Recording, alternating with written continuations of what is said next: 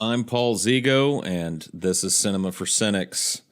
You know, when reviewing bad movies, which I spend a lot of time doing, one of the hardest tricks you're expected to pull is reserving your real feelings about the film until later in the review. It's always a tough thing to do, but sometimes I find it downright impossible. This, folks, is one of those times. Daybreakers is awful. In fact, it's standout awful because it manages to fail at every conceivable turn. So let's break it down step by agonizing step. Number one, the setting.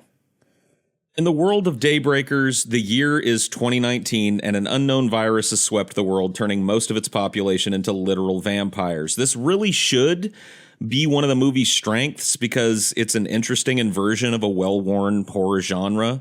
I mean, we're used to vampires being reclusive, careful hunters, operating with stealth because despite their power, they're vastly outnumbered by the herds they feed from. Daybreakers comes along and flips the script, placing humanity in the role of outnumbered prey animal and placing vampires at the helm of society. It's one of the reasons I watched the movie in the first place. I mean, how unique and different would a vampire-dominated society be? What would they do with all of the useless human infrastructure? How would they remake the world in their image? Daybreakers' answer? They wouldn't, obviously. Excuse me. This is not what I asked for. Read the sign, sir. We're now only permitted to serve 5% blood with every coffee. I don't care what the sign says. Just put some more fucking blood in my coffee. I can't. That's right. Daybreakers takes this interesting premise and does almost nothing with it. Vampires still live in vampire McMansions and buy gaudy vampire Cadillacs, work at vampire cubicle jobs that they hate where their asshole vampire bosses breathe down their necks all day. They start their day or night, I guess, at vampire Starbucks getting a blood latte. The vampire kids take the vampire yellow bus to vampire high school, then hang out afterwards being vampire rebellious. Oh, vampire edgy. There's a vampire marriage and divorce, vampire advertisements for vampire toothpaste, and the fucking vampire subway. Do I need to keep going? I mean, sure, Daybreakers drapes everything in this really goth blue-gray to highlight how pale everyone is, but that's all the vamps really changed. Get rid of all this colorful decoration and bring me a venti jugular macchiato. It's vampire business as usual, boys. Answer me this. If you're just going to be a corporate wage slave like usual, what's the fun in being a vampire? The fact that this movie forces you to ask that question while simultaneously refusing to give you an answer should tell you everything that you need to know. 2. The cast. Another reason I watched this film, it's got a pretty kick-ass cast. Rookie Jake Hoyt is the lead role of vampire Dr. Edward Dalton. Dr. Alan Grant plays the evil vampire executive Charles Bromley. And Count Orlok himself plays Elvis, the lamest badass you've never met. I won't nibble around the artery here. All of these actors are fucking wasted in these roles. Don't watch this movie drowsy, folks, because these performances will lull you to sleep. I know they're playing walking corpses and all, but would a little bit of life be asking too much?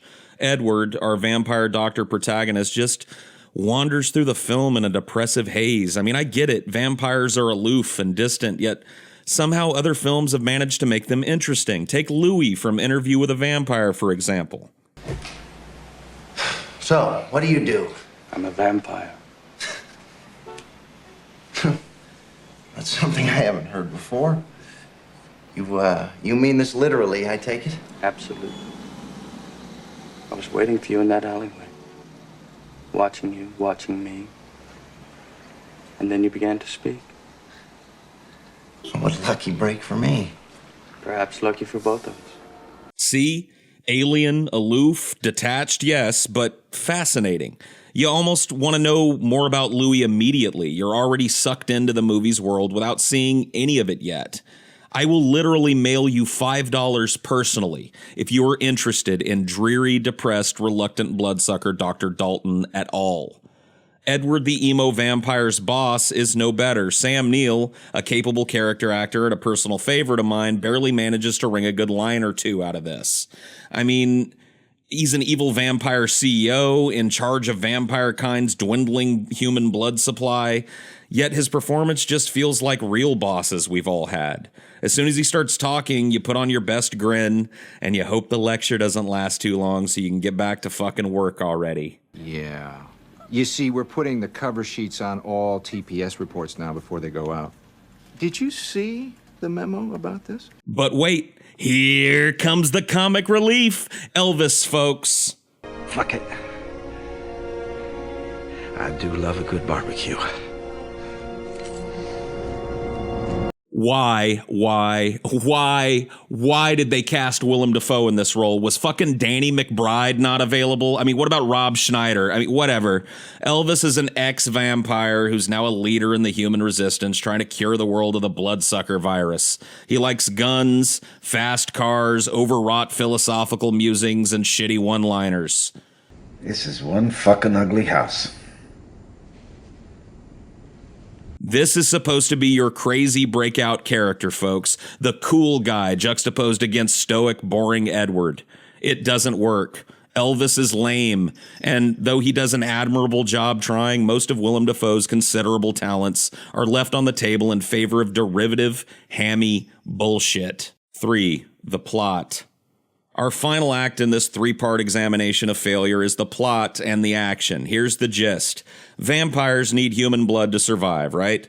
Well, what happens when they don't get it? In Daybreakers, they slowly start to turn into a more beast-like form. Think Nosferatu here, long ears, gangly, lumpy bodies. In this movie, they're disappointingly called subsiders because they live in the sewers, I guess. It would seem, knowing all of this, that a well-established vampire society would see the need to sustain the human population. There would be like human farms and human cloning facilities, right? Wrong. Vamps have, instead, relied on a totally nonsensical system, the hunting and subsequent juicing of humans until they're dead. This is the best they can do. It'd be one thing if this scarcity of human blood was like manufactured by the evil corporation to turn a profit, but that isn't really implied here. They just hunted their only food source to near extinction and only seem to care when the global blood supply is reduced to only a few days' worth. Edward is a vampire doctor working for the evil Blood Co. Corporation who's trying to find a substitute synthetic blood to sustain the vampires. Edward, you see, is a reluctant creature of the night. Every day on his way to work, he shuffles by the human juicing room and stops for a moment to stare blankly at the poor souls trapped within. He eventually bumps into some human resistance members, and rather than turn them in, he decides to help them. The human resistance just happens to be working on a cure for the HIV or human is vampire syndrome. Remember Elvis? Well, one day he was driving along in his vampire muscle car and he hit a pole, ejecting him through the windshield into the burning noonday sun. He only burned for a moment or two before landing in the waters of the canal. When he comes to, boom, his heart's beating again and he's human. Vampirism cured. What a fucking crock of baloney. In the years, possibly decades since this outbreak happened, nobody else has accidentally done this. Billions of vampires in the world, uncounted millions of accidents and fights and car crashes and assaults, and not one scientist has stumbled on this easy fix. What the fuck ever? In a better movie, this gaping flaw would be forgivable. In this movie, it stands out like a big herpes sore on your blind date's lip. You can't help but marvel at how little these vampires know about themselves. It's like none of them is even curious about how they function or what their limitations are, and none of them have even bothered to try and find out. I mean, the world just went on without a hitch, a fact that just kills this movie in its proverbial coffin. There are some subplots, one involving the evil CEO's still human daughter, another super predictable love subplot between Dr. Ed and a member of the human resistance, and yet another poorly developed subplot involving Ed's brother, who's in the vampire military and in charge of bringing him to justice. I'd be wasting my time recapping them further for you, as they add absolutely nothing but runtime to this film. What about the action, Paul Zigo, huh? It is, after all, like an action movie, isn't it? Well, sure. Rather than talking about it, let's take a look at this scene where the human resistance is cornered by vampire special ops. I mean, all the elements of an action sequence are present, right? Dramatic lighting, tense music, a desperate firefight, or a dart fight, I guess. So what's wrong? Well, I'm sad to say that the action in Daybreakers suffers from the same lack of imagination that ruins the rest of it. What should be a tense, weighty spectacle action scene plays out like a boring Nerf gun fight with a few inexplicable explosions thrown in to sweeten the deal. All of the sparse action in Daybreakers is just like this. Car chases and gunfights and clashes with subsiders, all of which really should be able to break up this movie's unending monotony, are instead just lame, soulless speed bumps in its horrible, ceaseless dragging plot. They feel like action sequences designed by a committee of aliens who knew the components of a pulse-pounding action scene, but just lacked the human intuition to assemble one properly. Here's another scene where they try and make you feel bad for the subsiders. The vampires are exterminating them by chaining them together and dragging them slowly into the sun. While this scene is supposed to be a tearjerker, I guess, it's just another head scratcher for me. Isn't there a quicker, more efficient way to go about this shit? I mean, come on, vampires. The subsider genocide is gonna take fucking forever if your plan is to drag each one of them slowly into the sunlight behind Farmer Vampire John's tractor doing 15 miles an hour. I'd tell you how it ends, but who cares? Don't watch it. Don't encourage Ethan Hawke's delusional desire for a sequel either. Ethan Hawke pitches Daybreakers 2, The Road Warrior. Ethan Hawke is ready to get his hands dirty in the next Daybreakers film. He's even got a few ideas for a sequel. We asked the directors, the Spierig brothers, what they thought, but they've got a prequel in mind. Oh, God. But you know what?